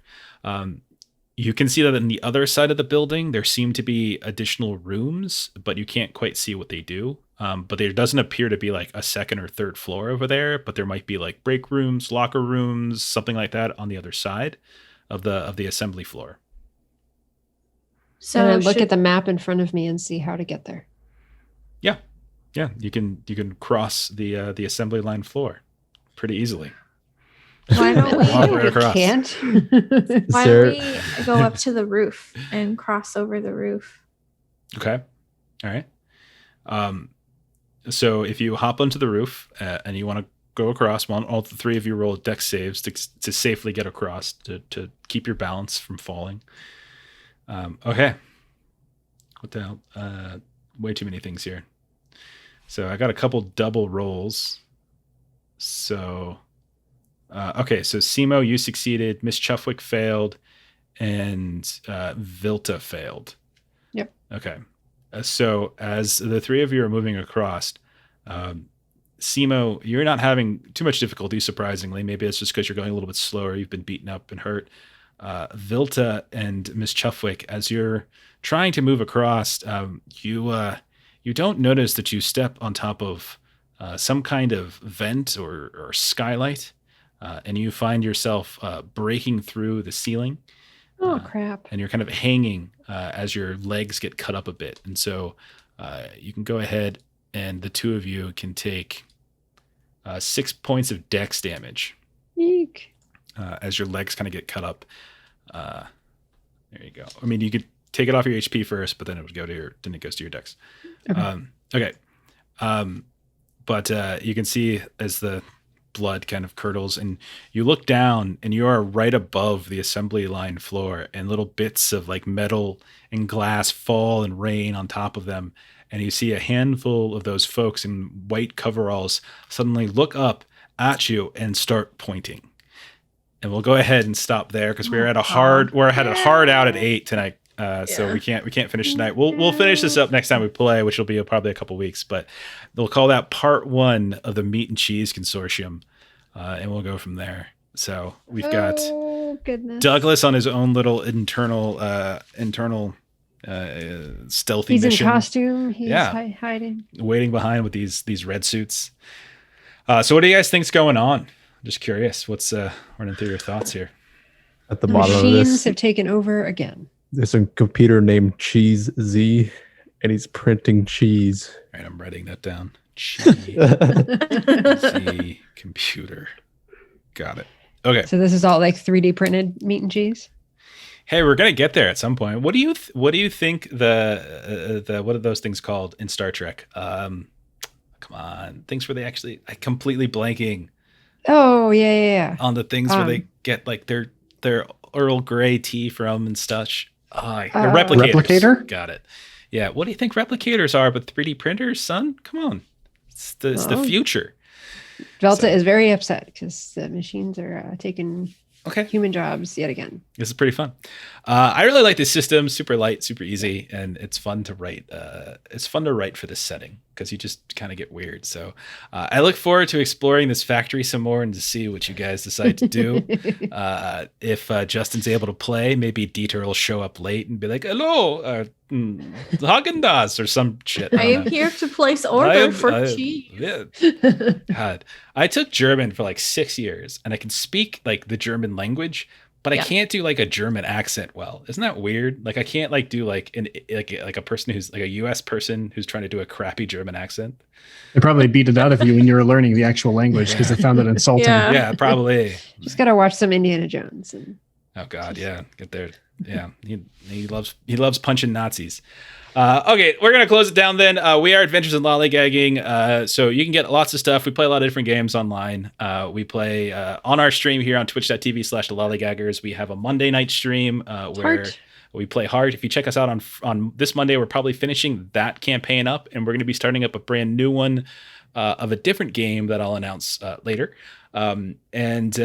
Then you can catch either on Fridays or Saturdays. We also tend to play a game depending upon one of our other player schedules. Sometimes it's Meet Year Zero, and then other times it's going to be this, I think. And then we might experiment with cycling a few other stuff in from time to time. A couple of us, Long, Melissa, Ashley, myself, we all play also on Thursday nights on a different channel. We play on twitch.tv/ZweihanderRPG, where we play Zweihander, which is a kind of a dark fantasy, low fantasy setting, which is a lot of fun. Our Monday podcast, if you search for Adventures in Lollygagging, is also Zweihander, so you can check that out. And then Justin, the Cheese Boy, and I, we do a podcast. It's more of like a variety show where we talk about comics and games and stuff, and movies and video games, all sorts of things. That drops on Wednesday if you want to look up the Lollygaggers podcast. So we have a lot of different stuff, a lot of different content. You can just go to thelollygaggers.com, which is our website. Most everything goes up there at some point.